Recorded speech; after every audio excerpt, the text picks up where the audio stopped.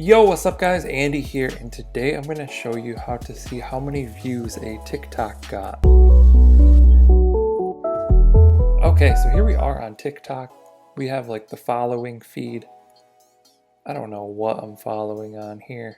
I don't really use TikTok that much. And then we have For You.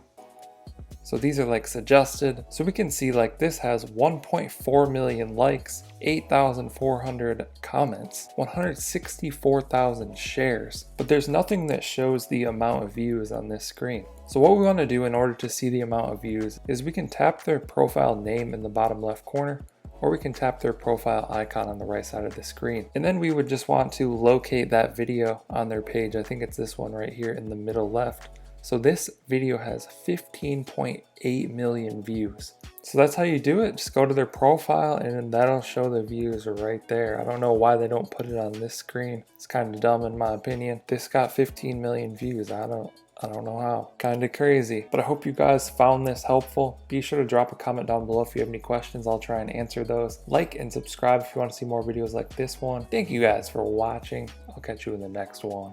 Okay. Don't blame your problems on the past.